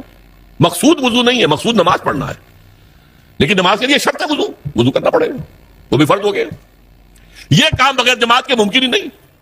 اگر اکیلا آدمی یہ کر سکتا، ہر نبی دنیا میں نظام قائم کر کے جاتا. نبی میں کوئی کمی ہوتی ہے؟ معمور من اللہ، معصوم، ہر وقت ہدایت آ رہی ہے. جب تک جماعت نہیں ہوگی سرفروشوں کی، فدائیوں کی، اس وقت تک یہ کام نہیں ہو سکتا. بدقسمتی سے جیسا کہ مجھ سے پہلے میں سن رہا تھا، عزیزم نوید احمد کہہ رہے تھے جماعت سازی بھی، ہم نے طریقے جو ہے انقلاب کا وہ بھی لوگوں سے مان تان کر لے لیا، اور جماعت سازی بھی. یہ صدر ہوتے ہیں، اور یہ صدر جو ہے 2 سال کے بعد اور انتخاب ہوگا، اور یہ جو ہے ہم نے ایک شورا بنائی ہے، شورا کو اختیار حاصل ہوگا صدر کی بات کو رد کر دینے کا، یا صدر کو اختیار حاصل ہوگا شورا کی بات کو رد کر دینے کا. یہ کانسٹیٹیوشن بنایا، اس کانسٹیٹیوشن پہ آپ ممبر بن گئے. یہ نظام جو ہے یہ بھی انگریز کا لایا ہوا نظام تھا. ہمارا نظام بیعت کا نظام تھا، حضور نے بیعت لی ہے. بایعنا رسول اللہ صلی اللہ علیہ وسلم علی السمع والطاعة فی العسر والیسر والمنشط والمکرہ وعلی اثرة علینا وعلی لا ننازع الامر اہلہ وعلی ان نقول بالحق اینما کنا لا نخاف فی اللہ لومۃ لائم. یہ متفق علیہ حدیث ہے، بخاری اور مسلم دونوں کی. اور جس حدیث کی صحت پر یہ دونوں بزرگ امام بخاری امام مسلم متفق ہو جائے، جسے ہم متفق علیہ کہتے ہیں، وہ روایت کے اعتبار سے قرآن کے درجے کو پہنچ جاتی ہے.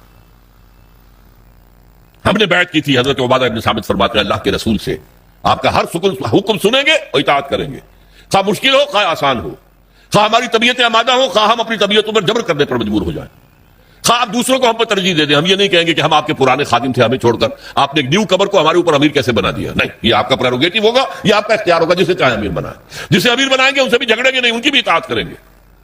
البتہ جہاں بھی ہوں گے جو ہماری رائے ہوگی وہ ضرور پیش کر دیں گے. یہ بیعت تھی جو محمد رسول اللہ نے دی صلی اللہ علیہ وسلم سے. اس کی بنیاد پر وہ جماعت بنی ہے، سب اطاعت والی جماعت. سنو اور اطاعت کرو. اور اس کے بعد طریقہ کیا ہوگا؟ جو لوگ جن کے اندر ایمان حقیقتاً پیدا ہو جائے، اس کا ثبوت کیا ہوگا؟ کم سے کم اس شریعت پر تو عمل کریں جس پر عمل کیا جا سکتا ہے. آپ چور کا ہاتھ نہیں کاٹ سکتے جب تک کہ نظام نہ بدلے، قانون نہ بنے. نہیں کاٹ سکتے. زانی کو رجم نہیں کر سکتے جب تک کہ یہ قانون نہ بنے. لیکن آپ اچھا سود سے بالکل نہیں بچ سکتے، وہ آپ کے اندر جائے ہی جائے، لیکن براہ راست تو سود سے بچ سکتے ہیں. سودی قرضہ مت لو، سود بینک کے پیسے رکھوا کر سود مت کھاؤ، یہ تو کر سکتے ہو. گھروں میں پردہ تو نافذ کر سکتے ہو. ابھی تو کوئی، جیسا کہ میں نے کہا تھا، کوئی مصطفیٰ کمال پاشا اس ملک میں ابھی تک پیدا نہیں ہوا، اور کوئی رضا شاہ پہلوی نہیں آیا یہاں پر کہ جو لوگوں کے برقعے زبردستی اتروا دے. پاکستان میں تو ابھی تک یہ مرحلہ نہیں آیا، شاید آ جائے خدا نہ خواستہ ہماری شامت اعمال سے. اگر اس شخص کو زیادہ وقت مل گیا تو وہ وقت میرے نزدیک دور نہیں ہے. ابھی زبانی کلامی وہ ریڈیکیول کر رہے ہیں. جو عورتوں کی رنگی رانے نہیں دیکھ سکتے وہ اپنی آنکھیں بند کر لیں. انا للہ و انا الیہ راجعون. ہماری لڑکیاں، جوان لڑکیاں تو کھیلیں گی، ہاکی کھیلیں گی، کرکٹ کھیلیں گی نکریں پہن کر. جو نہیں دیکھ سکتے اپنی آنکھیں بند کر لیں. یہ باتیں تو شروع ہو گئی ہیں نا. اور یہ انتہا پسند ہے. اسلام کے دن پر عمل کرنا انتہا پسندی ہے. بہرحال جب تک ہمارے پاس اتنی طاقت نہیں ہو جاتی کہ ہم حکومت سے ٹکر بول لے سکیں، لیکن وہ ٹکر اسلام کی بنیاد پر ہو، اسلام کی بنیاد پر. ہمارے ہاں ٹکریں لی گئی ہیں جمہوریت کے نام پر. ایوب خان سے ٹکر لی گئی جمہوریت کی بنیاد پر. اس کے وطن سے برآمد ہو گئے ذوالفقار علی بھٹو صاحب. ان سے ٹکر لی گئی پی این اے کی بنیاد پر. وہ بھی الیکشن کا مسئلہ تھا، الیکشن میں ریگنگ ہوئی ہے اس پر. اسلام کی بات نہیں تھی. پی این اے پاکستان نیشنل الائنس تھا، اس میں اسلام کا نام ہی نہیں تھا.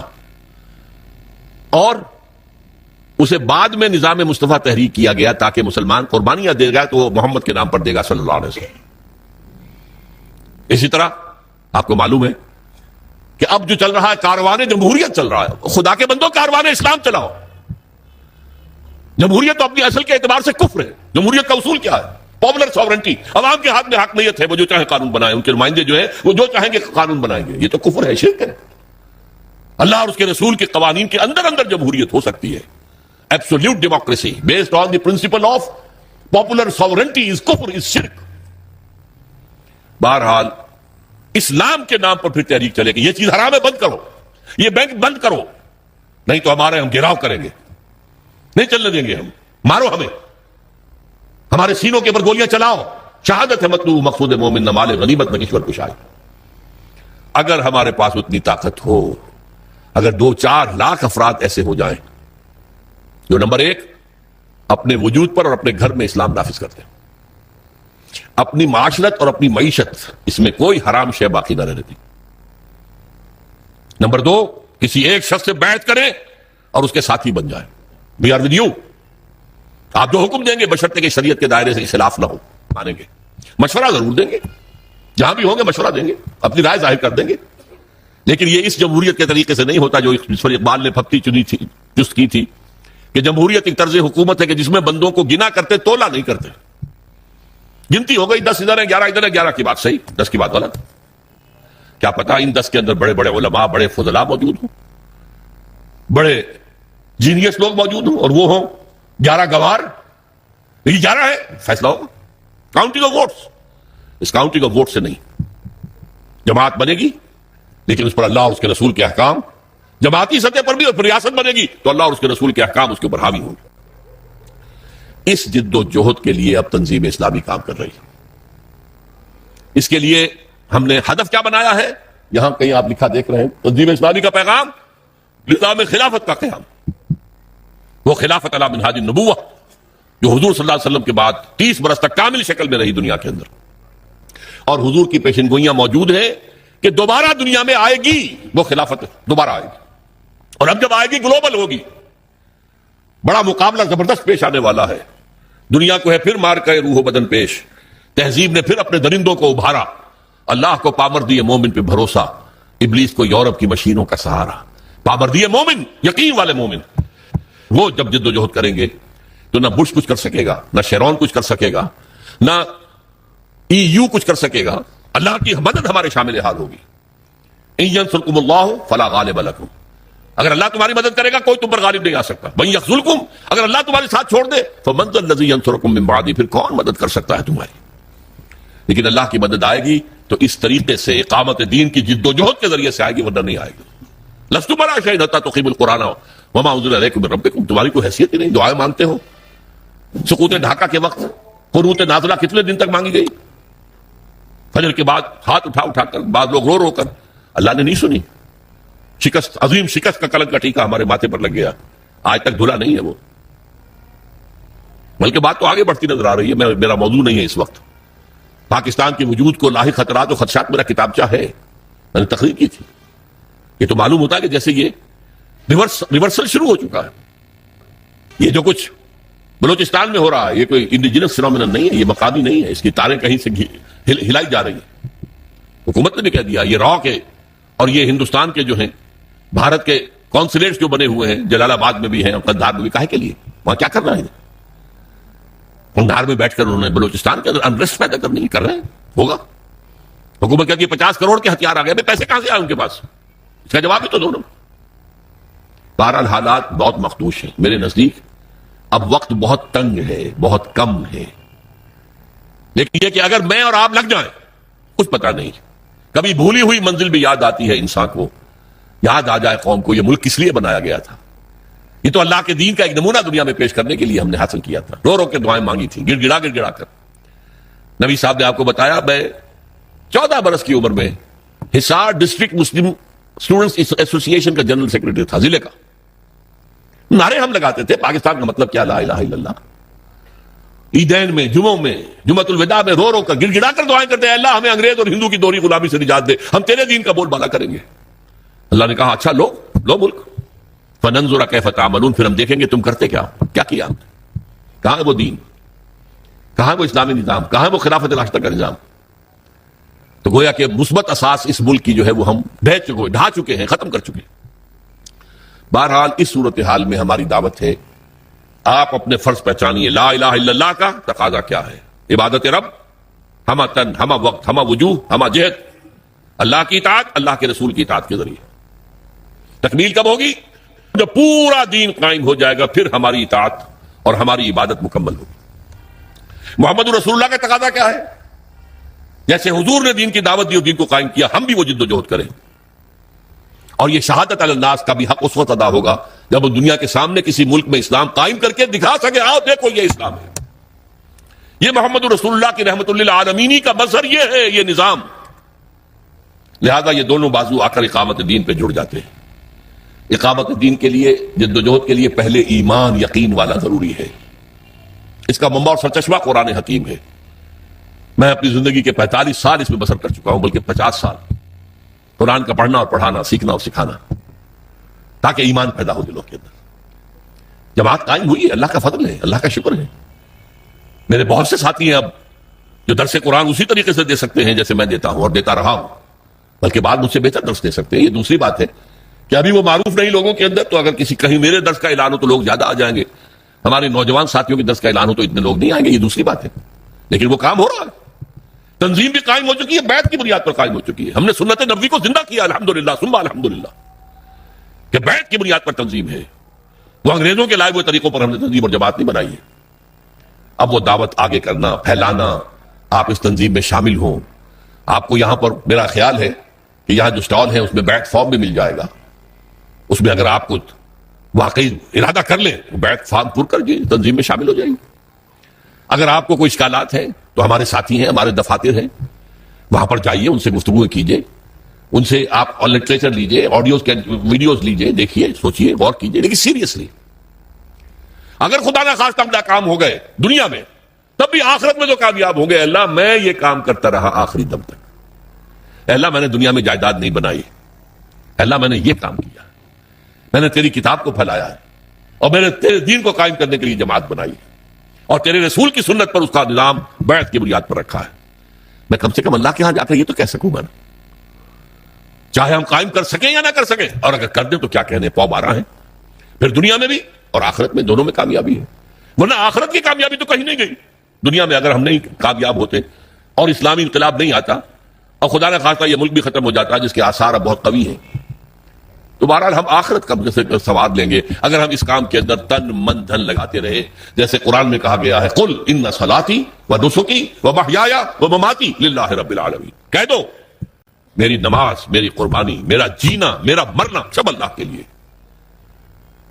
میری زندگی کا مقصد تیرے دین کی سرفرازی، میں اسی لیے مسلمان، میں اسی لیے نمازی، نماز اسی لیے ہے، واستعینوا بالصبر والصلاۃ، مدد حاصل کرو صبر سے اور نماز سے، نماز جو ہے آپ کو قوت دے گی، اس کام کے لیے جد و جہد کرنے کی طاقت فراہم کرے گی۔ السلام علیکم ورحمۃ اللہ وبرکاتہ۔